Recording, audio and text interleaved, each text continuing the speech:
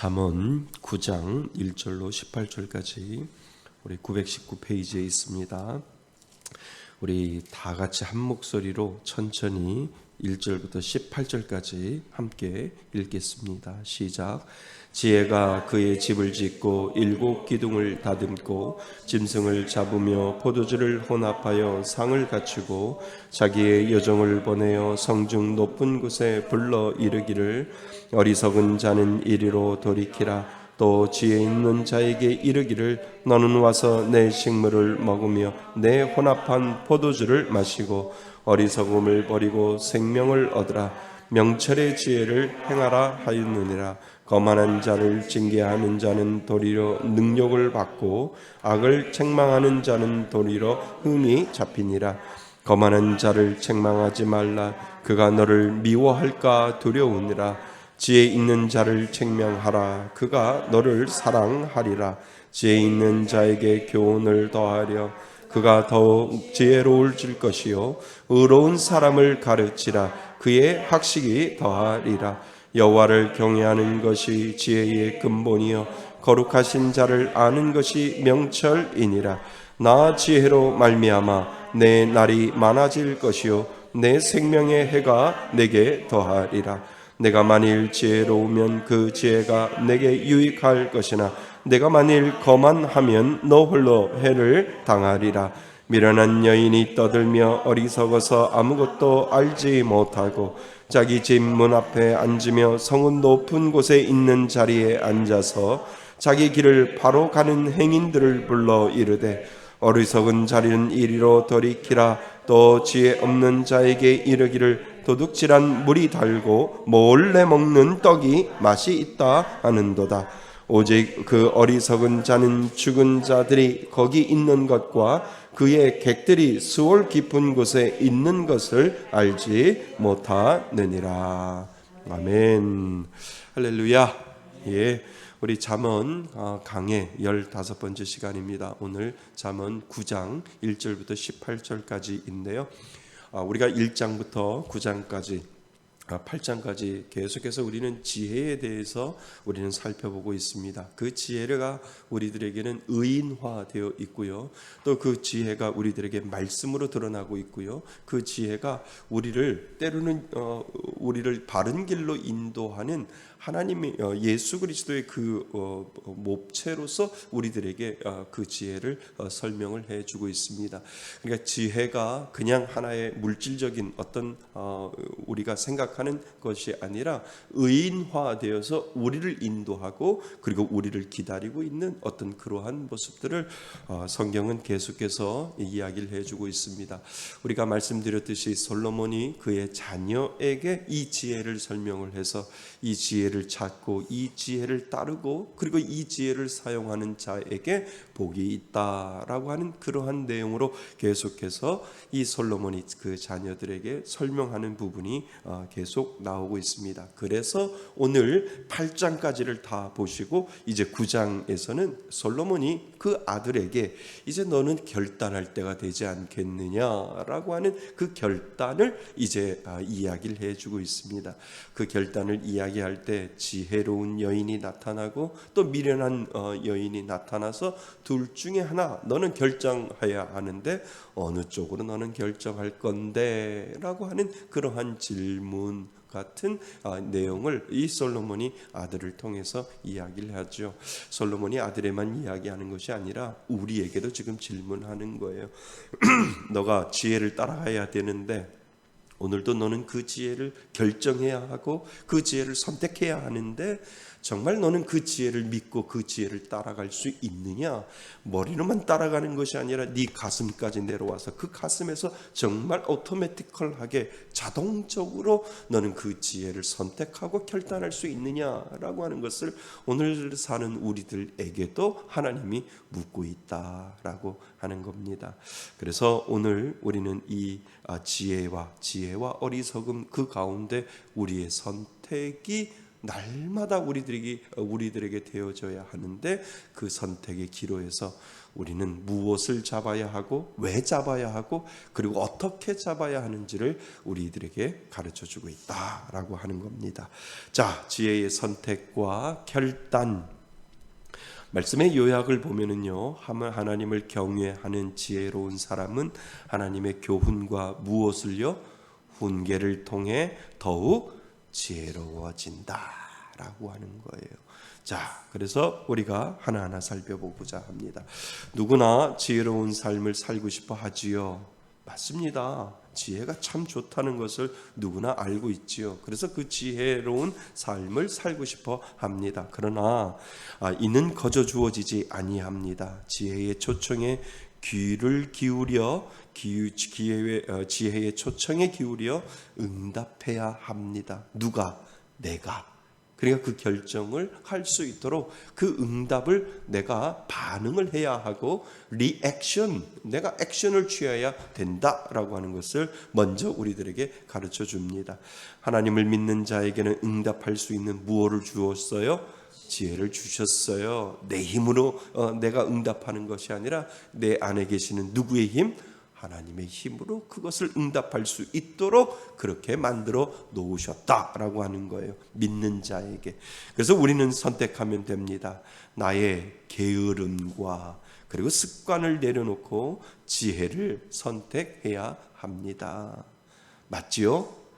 우리는 게을러요. 육신의 장막이 있는 그 마지막 순간까지 우리는 게으르고 그리고 우리는 나태한 습관을 분명히 가지고 있는데 그것을 벗어내고 그리고 하나님을 선택하는 그 마음이 우리들에게 분명히 필요하다라고 하는 것을 이야기를 해주고 있습니다. 그래서 하나님의 교훈과 훈계를 경청하면 됩니다. 지혜의 초청에 우리는 응답할 수 있다라고 하는 겁니다. 그러니까 하나님의 말씀에 경청을 하면 내 마음은 계속해서 누구 쪽으로 흐를까요? 하나님 쪽으로 흘러갈 수 있어요. 그런데 자꾸 말씀을 안 들으려고 하고 하나님의 지혜의 말씀이 자꾸 내 안에 차단되면 될수록 내 본성이 드러나는 거예요. 그러니까 자꾸 본인은 알아요. 내 안에 본성이 드러날 때 말씀을 따라가야 되는 거예요. 그러니까 억지로라도 말씀을 가지면서 말씀을 읽고 그 말씀을 내 안에서 자꾸 내뱉어야 내 안에 지혜를 향해서 하나님 저에게 지혜를 주세요. 하나님 저에게 말씀하시면 제가 순종하겠습니다. 그러니까 그 경청의 순서가 우리에게 올바르고 되어져야 된다는 거예요. 그러니까 둘 중에 하나예요. 자꾸 짜부러지면 그냥 거기에서 깨어나지 못하는 사람이 있고 자꾸 짜부러지면 정신을 바짝 들으면서 이러면 안 되지. 내가 누구한테로 가야 돼요? 하나님 앞에 가려면 말씀으로 들어가야 되고 그 말씀이 나를 깨우치도록 하나님 말씀하시면 제가 지혜를 얻겠습니다 라고 하는 그 믿음의 고백이 있을 때 우리 안에 그 지혜의 초청으로 나는 응답하면 내 죄는 점점점 멀어갈 수 있다. 이거는 하나님의 법칙이에요. 영의 법칙이에요. 하나님이 우리들에게 주신 법칙이 그거예요.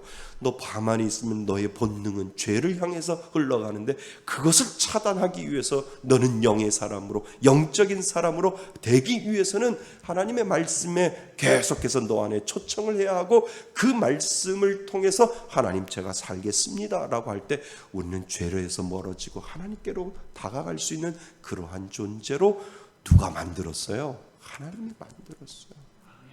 그러니까 우리가 이 장막을 벗을 때까지 어쩔 수 없어요. 우리들은 죄인의 모습이고 죄인이기 때문에 이 장막에 벗어나면 가만히 있어도 내 몸은 영의 하나님으로 쫓아가고 하나님을 닮아갈 수 있는데 내 영이 이 육신이라고 하는 이 장막에 갇혀버리니까 자꾸 죄의 습관이 나오고 죄의 모습이 나올 수밖에 없다라고 하는 거예요. 그러니까 소망해야 돼요. 하나님이 이 육신의 장막이 벗어나는 그날 나는 가만히 있어도 하나님을 찬양할 것이고 내 마음은 가만히 있어도 하나님 쪽으로 흘러갈 텐데 하나님 그날을 고대하고 그날을 소망합니다. 한번 해보세요. 먼저 가시면 저한테 연락 좀 주세요. 하나님 가보니까 목사님 가보니까 정말 가만히 있어도 내 마음은 영인 하나님을 쫓아가던데요 라고 전화 좀 해주세요. 제가 맨 마지막에 갈 거. 그거 맞아요. 우리가 50년, 60년, 70년을 살면 얼마나 육신적인 장막의 습관과 경험에 우리가 매여 있느냐는 거지요. 그러니까 그것을 벗어나지 못하는 거예요. 조금으로 영의 사람이 되려고 하면 육이 나를 잡아서 계속해서 하지마 자꾸 그런다는 거예요. 거기에 머물러 있으면 안 되고 계속해서 내 안에 하나님의 말씀을 집어넣어야 내 안에 가지고 있는 그 모든 못된 것들을 내려놓고 나는 오늘도 지혜의 하나님을 쫓아갈 수 있다라고 하는 거죠. 우리는 오늘도 그 싸움 하는 거예요. 그 싸움 하는 거예요. 순간순간마다 올라오는 그 육신의 본능, 육신의 죄악된 모습들을 뒤로 하고 하나님을 쫓아가야 된다는 거죠. 저라도 다를까요? 아니에요. 새벽기도 끝나고 지금까지 계속 있으면서도 늘 마음속에 번뇌가 나타나고 늘 마음속에 인간적인 모습이 나타나면 죄야 하고 또 말씀 읽고 노래 부르고 찬양 부르고 그래야 또 영의 사람으로 하나님 살아가고 이 마음이 저 밑으로 쑥쑥쑥 들어갈 수밖에 없는 연약한 존재가 우리다라고 하는 거예요. 늘 기억하셔야 된다는 거예요. 그래서 하나님의 그 군계와 교훈을 경청하면 할수록 그 지혜를 초청하며 우리가 응답할 때 우리는 육적인 사람이 아니라 하나님의 영의 사람으로 오늘도 살아갈 수 있다라고 하는 사실을 여러분 믿을 수 있기를 바랍니다. 그래서 지금까지 아버지는 아들에게 삶의 원리인 지혜를 가르치면서 옳은 선택을 하는 방법으로 지혜를 소개하고 그리고 지혜로운 자의 길과 어리석은 자의 길을 제시하면서 아들이 스스로 지혜를 통해 옳은 길을 선택하도록 이 솔로몬은 아들에게 교훈을 하고 있지요. 이를 위해 아버지는 지혜를 의인화한 지혜 여인을 등장시키지요. 그죠? 지혜를 여인으로 등장시켜서 그 여인을 따라다니는 여인을 통해서 어리석은 자와 그리고 지혜로운 자를 설명을 합니다. 또한 어리석은 길을 대표하는 미련한 여인을 계속해서 1장부터 8장까지 등장시키는 것을 우리는 보게 됩니다. 이 여인들이 성경에 뭐라고요? 음녀, 그지요? 그 다음에 간교한 여인, 그리고 뭐예요? 이방 여인, 그리고 어리석은 여인들로 이 솔로몬이 자신의 익스피리언스, 경험을 통해서 이야기를 해주고 있다는 거예요. 그러니까 어리석은 자는 음녀를 따라가고 어리석은 자는 간교한 여인을 따라가고 어리석은 자는 이방 여인을 따라가고 어리석은 자는 어리석은 여인을 따라갈 수밖에 없다라고 하는 것을 우리들에게 설명을 해주요. 그리고 이 두 여인의 경쟁적으로 아들을 초청하게 합니다. 9장에서는 지혜로운 여인도 초청을 하고 어리석은 여인도 초청을 하는 장면을 9장에서는 되어 있다라고 하는 거죠. 이런 맥락에서 9장은 아버지에게서 배운 지혜를 1장부터 8장까지 솔로몬이 계속해서 아들에게 이야기를 했는데 그 아버지에게서 배운 지혜를 바탕으로 두 여인의 초청장 중에 하나를 선택해야 하는 상황을 설정합니다. 중요한 결정을 할 순간이 오게 되는 거죠. 이것이 오늘날 우리들에게도 하나님이 우리들에게도 보여주셨기 때문에 우리도 오늘도 그 초청장을 받아서 둘 중에 하나를 선택할 수밖에 없는 그러한 상황들이 오늘도 있고 매 순간마다 있고 매 사건마다 있고 그리고 내일도 분명히 그러한 선택에 있을 때 하나님 지혜를 주옵소서. 이 믿음의 기도가 필요하지요. 하나님 지혜를 주셔서 하나님 어리석은 여인을 선택하는 것이 아니라 지혜로운 여인을 선택하여 하나님이 기뻐하시는 자 될 수 있도록 도와달라고 하나님을 초청하고 하나님을 부르고 하나님을 내 마음속에 모시며 깨어서 기도할 때 하나님은 우리들에게 지혜를 선택할 수 있도록 하나님은 우리들에게 말씀하여 주신다라고 하는 거죠. 미련한 것을 선택하면 뭐하고 가까워져요? 죄하고 가까워지는 거. 그러니까 죄를 짓고도 아이고 나 또 죄를 지었네, 그런다니까요. 그러니까 그렇게 미련하게 죄를 짓고 후회하지 아니하고 오로지 하나님이 주신 그 지혜를 선택하고 하나님 앞에 나아갈 때 우리는 온전한 하나님의 자녀가 될 수 있다라고 하는 것이지요. 자, 그래서 1장부터 18장까지 우리가 읽어봤는데 1절부터 18절까지 읽어봤는데요. 1절부터 6절까지 지금 지혜로운 여인의 초청을 우리는 생각해 봅니다. 자, 첫째, 지혜의 초청에 응답할 때 생명을 얻는다라고 되어 있죠. 6절 말씀해 보세요. 어리석음을 버리고 생명을 얻으라. 명철의 길을 행하라 하느니라. 그지요? 그래서 어리석음을 버리고 무엇을 얻으라?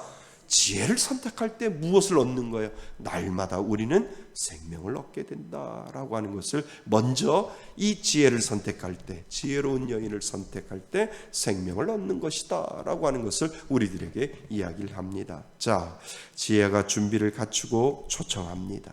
어리석은 사람들은 잔치에 초대됩니다. 이것은 왕의 만찬을 연상시키시지요. 그래서 최상의 음식과 최고의 음료를 갖춘 잔치입니다. 그러나 초대받았다고 다 잔치에 가는 것은 아닙니다. 어리석은 사람은 무엇을 대요? 핑계를 댑니다. 지혜가 좋은데도 그 핑계를 대어서 그곳에 가지 못하지요. 그 초청에 응하기를 뭐합니까? 거절합니다. 그런데 일단 참 잔치에 참여하는 것이 중요함을 우리들에게 말합니다. 자, 믿는 자는 무슨 은혜가 있어요? 구원의 은혜가 있습니다. 그러나 게으름은 나를 막지요. 나의 게으름이 그 육신의 장막을 가지고 있을 때 나의 게으름이 게으름이 나를 구원의 은혜를 막는 거예요. 분명히 그 사람이 구원받은 사람이고 구원의 은혜가 있는 사람인데 게으름이 나를 막는 거예요. 자, 내 안에 구원의 은혜를 의지하고 우리는 의식해야 하는데 그것을 의지하고 의식하는데 뭐가 나를 막아요? 게으름이 나를 막고 그 육신의 연약함이 나를 막기 때문에 하나님을 의지하고 하나님을 의식한다 할지라도 내 몸이 따라가지 않는 거예요. 그 게으름이 나를 은혜의 장소로 끌어가야 되고 지혜의 장소로 끌어가야 되는데 내가 그 게으름을 통해서 가지 않는다라고 하는 거예요. 그러니까 이것이 바로 육신의 연약함이지요. 자, 그리고 하나님을 의지적으로 선택해야 합니다. 예수 믿으시지요? 그러면 의식하셔야 돼요.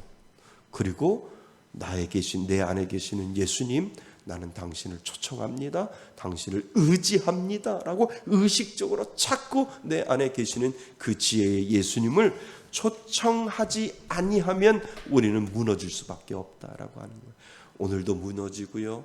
또 무너지고 또 무너질 수 있어요. 그래서 내가 구원을 받았다라고 해서 가만히 있는 것이 아니라 구원은 하나님의 선물인데 그 선물을 내가 활용하고 내가 그 선물을 사용하지 아니하면 내 안에 이 육신의 장막은 계속해서 나를 죄로 끌고 간다니까요.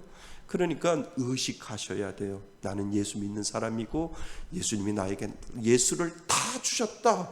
예수님을 다 주셨기 때문에 나는 그 예수님을 선언할 거고 그 예수님을 선포할 것이고 내 안에 계시는 그 예수님을 주장할 것이다 라고 하는 그 선포가 내 안에 있을 때 그 의식이 의지로 나타난다는 거예요. 그래야 죄 짓지 않는다니까요. 그래야 죄 안 짓는다니까요. 그러니까 우리가 예수를 믿어도요, 그 의식과 의지가 없기 때문에 죄를 짓는 거예요. 그 의지와 의식이 없기 때문에 내 안에서 이상한 감정이 나오고요, 미워하는 감정이 나오고 분노가 나오고 화가 나오고 정말 세상 사람들 자연인이 가지고 있었던 그러한 것들이 내 안에서 내재되어 있다가 나올 수밖에 없다는 거예요. 그러니까 계속해서 내 안에다가 불어넣어 줘야 돼요. 육신에. 너 예수 믿는 사람아, 너는 예수가 너 안에 있다. 예수가 너 안에 있기 때문에 예수가 나와야 된다라고 하는 그 고백이 우리들 가운데 분명히 있어야 된다는 거죠. 그러니까 옛날에 우리 그 예화에 그 있잖아요. 일본 순사가 그 목사님을 이름을 까먹었는데 그 목사님을 예수 전하지 말라고 그러니까 예수 전하지 말라고 때리니까 어떻게 해요? 예수, 그죠? 또 때리니까 천국, 그죠? 그래서 너는 왜 때리면 아프지 않냐? 왜 자꾸 때리면 더 예수, 더 그 예수 천국 그렇게 이야기를 하느냐 그랬더니 그러니까 때리지 마. 라고 이야기했다는 거죠. 그러니까 내 안에 계속해서 예수를 의식하고 예수를 의지하지 아니하면 우리 안에서는 여전히 죄가 나올 수밖에 없는 그러한 연약한 존재임을 우리는 알 수 있어야 된다는 거죠. 그래서 날마다 오늘도 예수를 내 안에 초청하는 것이고, 지혜의 영이신 예수여 나에게 은혜 주시고 나에게 지혜 주셔서 그 모든 것들을 이겨낼 수 있는 힘과 용기를 달라고 우리는 그 예수님을 우리는 초청을 해야 한다는 겁니다. 아멘. 예, 그래서 우리의 힘과 능력으로는 지혜의 집에 들어갈 수 없습니다. 그래서 지혜가 우리를 초청했기 때문입니다. 그래서 들어갈 수 있습니다. 더 가치 있고 탁월한 것을 얻기 위하여 버려야 할 습관들을 우리는 생각하여야 하지요. 자기 자신의 연약한 부분이 있어요. 나약한 부분이 있어요. 성질을 팍승을 내는 사람 있어요. 예를 들어서 그러니까 자기의 약점을 알기 때문에 하나님, 나는 이것이 약점이니까 그 약점이 나타날 때마다 내 안에 누가 드러나게 해달라고? 예수를 의식하게 하고 예수가 드러날 수 있게 해달라고 내가 특별히 약한 부분에 대해서 예수를 초청합니다 라고 하는 그 기도가 우리들 가운데 있어야 된다는 거죠. 여러분 약점 있지요. 남한테 이야기하지 못하는 약점이 있어요. 분명히 약점이 있어요. 그 약점을 위해서 하나님 앞에 기도하셔야 돼요. 하나님, 저는 다른 사람 몰라도 내 약점 아시는 하나님, 그 약점이 있을 때마다 하나님을 초청하겠습니다. 하나님을 의지하겠습니다. 하나님을 의식하겠습니다 라고 할 때 우리는 죄에서 멀어질 수 있다라고 하는 거지요. 가만히 가슴에 손을 얹고 생각해 보시면 여러분들의 약점이 생각이 납니다. 조금만 해도 무너지는 부분이 있어요. 그것을 하나님 앞에 의식하겠습니다. 내놓겠습니다 라고 하는 그 믿음의 고백이 우리들에게 필요하다라고 하는 겁니다.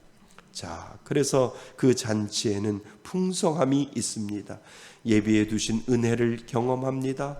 하나님은 풍성한 은혜를 예비해 주시는 분이십니다. 그 은혜를 누리며 살도록 우리를 부르십니다. 그래서 우리는 지혜의 초청에 뭐 해야 합니까? 응답해야 합니다.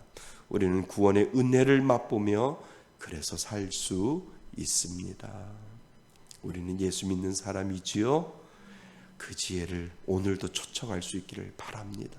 내 안에 계시는 그 지혜의 은혜를 오늘도 초청하고 의지하고 의식할 때 우리는 그 지혜를 통해서 보다 더 영의 사람으로 살아갈 수 있고 하나님과 죄에서 멀어질 수 있는 그러한 존재다라고 하는 것을 우리들에게 가르쳐 줍니다. 자, 그래서 첫 번째 그 지혜로가 우리를 초청하고, 둘째는 지혜자는 여호와를 경외하고 책망과 훈계를 귀히 여긴다. 그래서 7절부터 시작해서 12절까지 우리들에게 이야기를 해주고 있습니다. 자, 사람은 책망과 훈계를 듣는 것을 좋아하지요?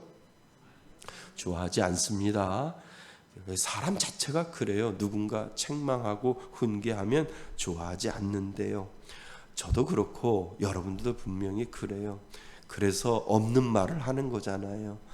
그래서 있지도 않는 말, 오늘 너무 잘생겼어요. 오늘 왜 이렇게 말을 그렇게 달게 맛있게 이야기해요? 라고 이야기하잖아요.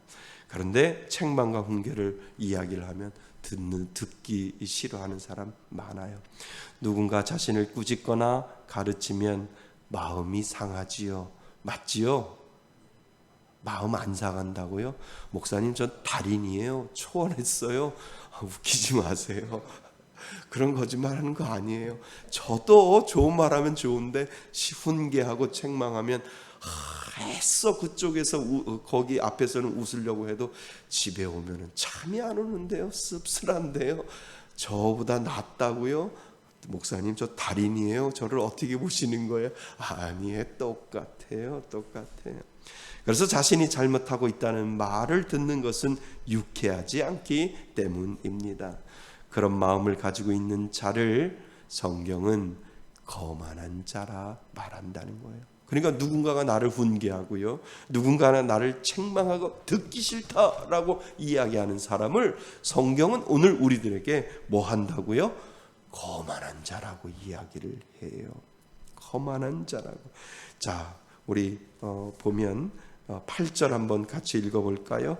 8절 한번 읽어볼게요. 8절입니다. 시작. 거만한 자를 책망하지 말라. 그가 너를 미워할까 두려우니라. 지혜 있는 자를 책망하라. 그가 너를 사랑하리라. 으아. 그러니까 거만한 자에게 책망해봐야 받을 거는 없다는 거예요. 그런데 하나님을 믿고 신실하게 믿고 하나님을 따라가는 자에게 지혜 있는 자를 책망하면 그가 어떻게 한다고요? 그가 너를 사랑하리라 라고 되어 있다는 거예요. 그러니까 책망도 누구한테 해야 하는 거예요? 진짜 예수 믿는 사람한테 해야 되는 거예요. 그러니까 교훈과 책망을 할 때 정말 예수 믿는 사람들에게 할 때는 그래요. 고마워요. 나 미처 깨달지 못했는데 나의 그 약점, 나의 잘못된 부분을 가르쳐 주시니 고마워요 라고 이야기할 가능성이 더 많은데, 정말 예수 믿지 아니한 사람에게 책망을 하면, 거만한 자에게 책망하면 뭐예요? 너를 뭐 할까? 미워할까 두렵다라고 하는 거예요. 그러니까 교회 안에서도 다 예수 믿는 사람 아니잖아요. 교회를 다니는 사람이 있고 진짜 예수 믿는 사람이 있어서 나 저 사람한테 뭔가를 좀 이야기를 해줘야 되는데, 그런데 종교인인지 예수 믿는 사람인지 아리까리하면 뭐 해야 돼요? 기도해 줘야 돼요. 책망하면 안 돼요. 도리어 나를 뭐 할까? 미워할까 두렵다라고 하는 거예요. 그러니까 정말 예수 믿으면 저분은 정말 저 안에 예수가 있다라고 하는 그 마음이 들면 정말 조심하게 책망하고 조심하게 그분을 훈계하고 책망하고, 하나님이 이거 안 좋아하실 것 같아요 라고 하면 정말 그분이 그래요. 고맙다고, 내가 정말 내 자신을 뒤돌아보지 못했는데 나를 뒤돌아보게 해주시니 감사하다고 하실 분이 많아요. 가능성이 많아요. 그런데 아리까리하면 얘기하지 마세요. 아리까리하면 뭐해요? 기도해 주세요. 하나님 깨닫게 해주세요. 알게 해주세요. 느끼게 해주세요. 또 다른 어떠한 경험을 통해서 그분이 깨닫게 해주세요. 그렇게 기도해 주셔야 된다는 거예요. 우리 배우잖아요. 그죠? 거만한 자를 책망해봤자 너를 미워할까 두렵고, 그리고 지혜 있는 자를 책망하라. 그가 너를 뭐 한다고요? 사랑한다. 이것이 우리들에게 주는 지혜의 말씀이다 라고 하는 겁니다. 자, 대신 아첨하는 말, 칭찬 듣는 것을 좋아합니다.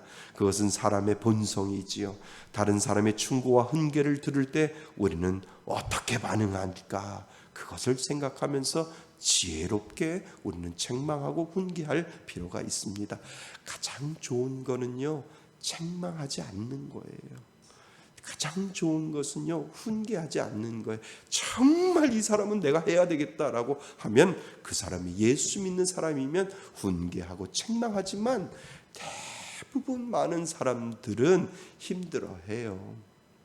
그래서 그냥 간접적으로 얘기하면서 그냥 제가 기도할게요 라고, 저분이 왜 나를 위해서 기도한다고 하지?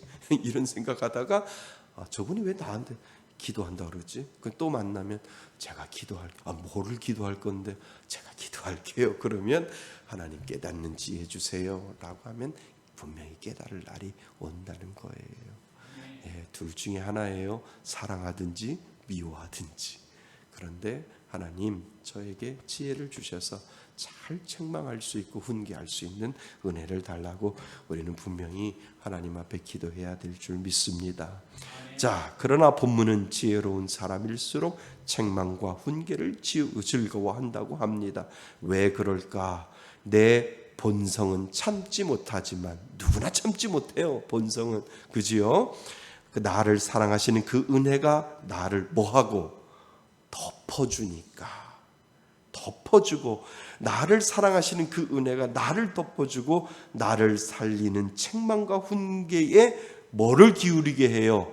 귀를 기울이게 해요. 그러니까 내 본성은 기분 나빠요. 그런데 내 안에 계시는 하나님의 은혜가, 나를 사랑하시 주시는 하나님의 은혜가 내 마음속에 덮으면 그 덮음으로 말미암아 책망과 훈계에 뭐를 기울일 수 있어요?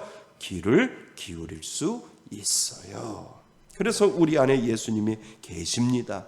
그 예수님을 의식하면 그렇게 만들어 줍니다. 그러니까 제가 많이 사용하는 단어가 의지하고 의식하는 거예요. 의식하고 의지할 때 내 안에 계시는 예수님이 나를 그 영의 사람으로 계속해서 만들어 놓을 때 나는 하나님의 사람으로 점점점 자라갈 수 있다라고 하는 것을 우리들에게 가르쳐 주지요. 그래서 당장은 듣기 싫어도 그것을 하나님의 은혜 때문에 뭐 하게 돼요? 받아들이게 합니다. 그리고 그 말씀에 순종하고 실천할 때 나는 무슨 사람이 되어 가는 거예요?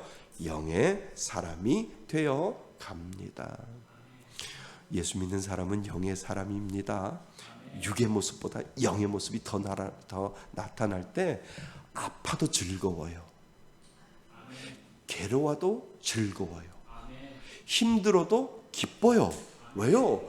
하나님, 내 육신은 부패하고 내 육신은 썩어질 것은 모르지만 내 영은 즐겁습니다 라고 하는 그 영의 사람이 내 안에 더 나타날 때 우리는 그 영적인 것으로 인하여 만족하고 힘을 얻을 수 있다라고 하는 거죠. 그러니까요, 쉬워요. 기도 열심히 기도하다 보면 지금 상황은 안 바뀌고 내 몸은 안 바뀌어도 내 영혼 편안해 라고 하는 그 음성이 내 마음속에 들릴 때 그것만큼 기쁜 게 없거든요. 그것만큼 즐거운 것이 없기 때문에 내 영혼이 하나님 앞에 의탁하고 내 영혼이 하나님 앞에 붙들림 바 되었을 때 그 모든 것들이 다 그 밑에 덮어질 수 있는 은혜를 하나님이 우리들에게 주신다라고 하는 거죠. 아멘. 그래서 우리는 그 영적인 존재로 살아가는 거예요. 내 안에 계속해서 그 영을 불러넣어서 하나님, 오늘도 하나님이 주신 그 성령의 사람, 영의 사람으로 오늘도 살겠습니다 라고 하는 그 믿음의 고백이 우리들에게 분명히 필요하다라고 하는 사실을 여러분 깨달을 수 있기를 바랍니다.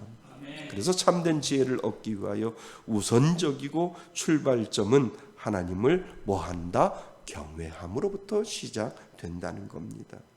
그래서 7절부터 12절까지 보면 하나님을 경외하는 그러한 말이 우리들에게 나오는 이유가 바로 거기에 있습니다. 그래서 하나님을 경외하는 사람은 하나님을 뭐하지요? 두려워합니다. 그래서 악한 길에서 떠나려고 하지요. 왜요? 하나님을 경외하고 하나님을 무서워하고 하나님을 두려워하기 때문에 그 악한 길에서 떠나려고 하지요. 그래서 하나님이 싫어하는 것을 피합니다. 하나님이 기뻐하시는 일을 찾습니다. 하나님을 떠나서는 무엇을 얻을 수 없습니까? 지혜를 얻을 수 없기 때문에 하나님을 두려워하고 하나님을 무서워하며 그 지혜이신 하나님을 기뻐하시는 일을 찾을 수 있다는 겁니다. 지혜를 얻기 위해 그분과 우리는 동행합니다. 그리고 내 안에 그분이 계심을 우리는 주장합니다. 주장합니까? 주장하셔야 돼요. 여러분, 예수 믿는 사람이기 때문에 내 안에 계시는 예수님이 나와 함께 하신다고 주장하셔야 여러분들은 하나님으로부터 오는 그 지혜를 얻을 수 있다라고 하는 거지요. 말씀 앞에 하나님을 경외합니까? 그것이 시작이고 출발입니다. 교훈과 책망과 바르게 함과 의로 교육함이 있음을 우리는 오늘도 믿어야 하지요. 그래서 하나님이 우리들에게 말씀하실 때 그 말씀이 나를 찌르는 말씀이고, 그 말씀이 나를 책망하는 말씀이고, 그 말씀이 내 마음속에 부대끼는 말씀이라 할지라도 하나님의 은혜가 나를 덮기 때문에 우리는 순종할 수 있다라고 하는 그 사실을 오늘 우리들에게 가르쳐주고 있다라고 하는 겁니다. 그래서 하나님의 말씀을 즐거이 듣고 순종하며 살 때 지혜에 생명이 있음을 우리는 알게 됩니다. 지혜가 예수 그리스도이잖아요. 지혜가 생명이잖아요. 지혜가 그 말씀이잖아요. 그러니까 그 지혜가 살아 나에게 움직일 때 우리는 그 지혜를 통해서 살 수 있는 생명을 얻게 된다라고 하는 것을 우리들에게 가르쳐 줍니다. 자, 그래서 셋째, 말씀과 지혜의 빛이 죄의 유혹을 이기게 합니다. 이제 악녀가 나타나서 그 어리석음의 여인이 나타나서 이제 호리는 이야기를 하게 됩니다. 자, 13절부터 18절까지 악한 여인의 유혹이 나옵니다. 미련한 음녀가 자기 길을 바로 가는 행인들을 초청을 하지요. 17절 같이 한번 볼까요? 17절에 보면 17절에 보면 뭐라고 되어 있습니까? 15절 한번 읽고요. 17절 한번 보겠습니다. 15절, 자기 길로 바로 가는 행인들을 불러 이르되, 꼬시는 거죠. 호리는 겁니다. 그리고 나서 17절 뭐라고 그래요? 도둑질한 물이 달고 몰래 먹는 떡이 맛있다 하는도다. 호리는 겁니다. 유혹하는 겁니다. 야, 어째 이런 말을 할까? 도둑질한 물이 뭐하다고요? 달고 몰래 먹는 뭐가요?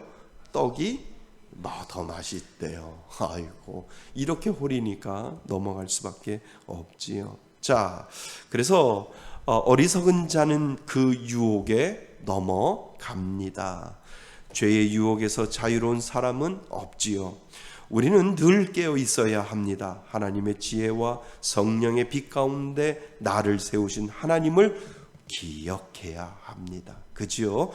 그 기억이 다른 말로 의식이에요. 그리고 그 의식이 있을 때 의지할 수 있다니까요. 하나님을 기억하고 하나님을 의지할 때 우리는 하나님을 의식할 때 우리는 그 하나님을 의지할 수 있습니다. 그래서 죄의 유혹에서 자유로운 사람은 없고 우리는 늘 깨어 있어야 합니다. 하나님의 지혜와 성령의 빛 가운데 나를 세우신 하나님을 기억해야 합니다. 믿는 우리를 그러한 존재로 만들었습니다. 나는 할 수 없습니다. 그러나 내 안에 하나님이 계십니다. 성령 하나님은 나를 그런 것을 깨닫게 만들어 주셨습니다. 왜요? 믿는 자에게 그 깨닫는 영을 주셨기 때문이지요. 그 깨달음에 우리는 오늘도 반응해야 합니다. 그 반응이 우리들에게 필요하지요. 맞습니까? 예. 그래서 우리는 끊을 수 없는 존재였습니다. 그러나 예수님이 나를 위해 이 땅에 오셨습니다. 그리고 우리 안에 계십니다. 끊을 수 있는 존재로 만들어 놓으셨습니다. 그러니까 그 죄를 끊을 수밖에 없는 존재로 만들어 놓았다는 거예요. 내 힘으로 끊는 것이 아니라 누구의 힘으로요? 하나님의 힘으로, 내 안에 살아계신 예수의 힘으로 우리는 끊을 수 있는 존재로 만들어 놓으셨다는 겁니다. 그 예수님을 오늘도 뭐 해야 합니까? 초청해야 합니다. 예수님 오시옵소서. 예수님 내 안에 드러나시옵소서. 예수님 당신을 의지합니다. 의식합니다. 당신을 주장합니다 라고 할 때 우리들의 깨어있는, 우리들의 잠자고 있는 그 지혜가 내 안에서 나타날 때 우리는 하나님을 향해서 살아갈 수 있는 거지요. 내 힘으로 하는 것이 아닙니다. 예수의 힘으로 함을 알게 하셨습니다. 이것이 바로 뭐라고요? 지혜입니다. 사탄은 죄악을 사랑하는 자에게 관심이 없어요. 그들은 이미 타락했기 때문에 사탄은 그들에게 관심이 없는데, 사탄은 바른 길 가는 사람을 뭐하지요? 유혹합니다. 그리고 우리 안에 그 지혜를 사용하지 못하도록 뭐합니까? 막습니다. 이것이 사탄이지요. 이것이 사단이 우리를 막는 것이지요. 지혜를 이기는 힘을 누가 주셨습니까? 예수님이 우리들에게 주셨다라고 하는 거지요. 인내하는 힘을 주셨습니다. 그분을 오늘도 우리는 뭐 해야 합니까? 초청해야 합니다. 예수 믿는 사람에게는요, 그 초청할 수 있는 은혜를 주셨어요. 예수를 믿지 아니하면요, 초청할 수 있을 것도 없어요. 그냥 돈이 나를 이기게 하고, 돈이 나를 누릴 수 있게 하고, 물질이 나를 누릴 수 있게 하고, 내가 가지고 있는 이 모든 행복이 나를 누릴 수 있게 한다라고 생각을 하는 거지. 단지 그것을 예수 믿는 사람들은 그 지혜를 초청하는데, 예수 믿지 않는 사람은 초청할 수 있는 권한 자체도 없다라고 하는 거죠. 우리는 우리 힘으로 살아갑니까? 아닙니다. 누구의 힘으로요? 예수의 힘으로, 예수가 주시는 그 지혜의 능력으로 오늘도 살아가는 존재다라고 하는 사실을 여러분 기억하실 수 있기를 바랍니다. 자, 결론.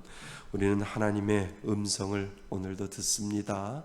감동함으로 우리들 마음속에 말씀하시지요. 하나님을 경외합니다. 그럴수록 우리는 지혜로운 삶으로 초청합니다. 그 초청에 응할 때 죄의 무엇을 이깁니까? 유혹을 우리는 이겨냅니다.